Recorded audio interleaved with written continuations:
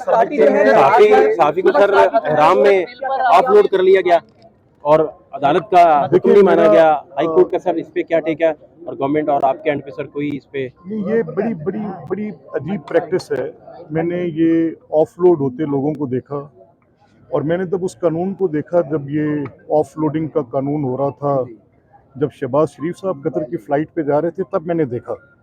और फिर उस वक्त की गवर्नमेंट, इमरान खान साहब की गवर्नमेंट थी और उनकी कैबिनेट की सब कमेटी से मेरी अपनी बात हुई कि ये कोर्ट का ऑर्डर है, लाहौर हाई कोर्ट के 5 रुकनी बेंच के ऑर्डर के मुताबिक उनको इजाज़त मिली कि वो बैरून मुल्क सफ़र कर सकते हैं। तो उन्होंने कहा ये लॉ की कंपल्शन है, जब तक रिमूव नहीं होता। तो मेरा ख्याल वही कंपल्शन जो इमरान खान की गवर्नमेंट में उन्होंने ये PNIL लिस्ट के मुताबिक बनाई थी, बेहतर होता है वो लॉ चेंज हो जाए। डेफर्मेशन पे रिग्रेट है कोई आपको?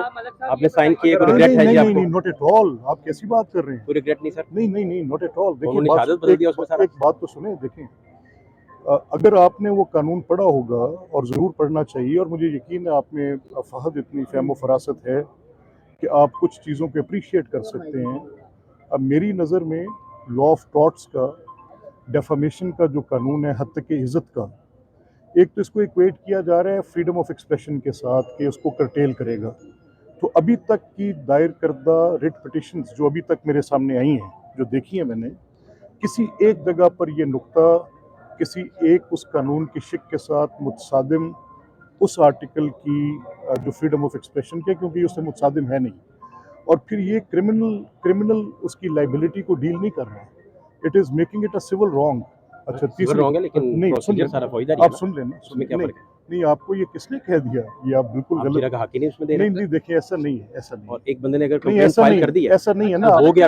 अब आप मुझे एक आप सेकंड कीजिए, देखिए ना। आप कीजिए। अच्छा, एक सेकंड देखिए ना। अब एक होती है जरा।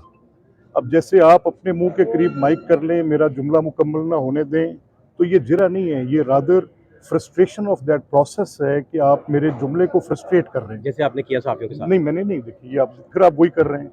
मेरा ये मानना है कि अगर आप कभी अपना जुमला कहने से पहले दूसरे की बात पूरी सुन लें, तो फिर शायद आपके अक्सरियत को मैं ये राय दूंगा, मेरा ये मशवरा होगा। देखिए, इस पर बात तो गवर्नमेंट करेगी।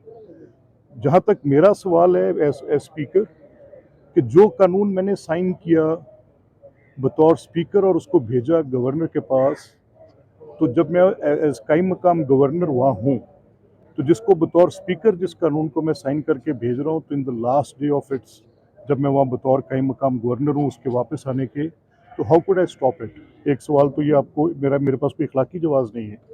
दूसरा, मैं ये समझता हूँ कि इस कानून पे, इसके मंदरजात पे, एक एक नुक्ते पे अब बात होनी, क्योंकि अब ये मैटर सब्जुडिस है।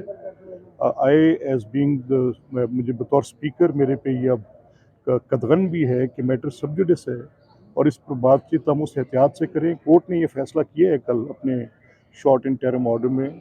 उन्होंने ये लिखा है कि इसकी जो इस कोर्ट की प्रोसीडिंग होगी, वो इस लॉ के जो भी आउटकम होगा उसके साथ वो मुंसलिक होगी। ठीक है, अच्छी बात है।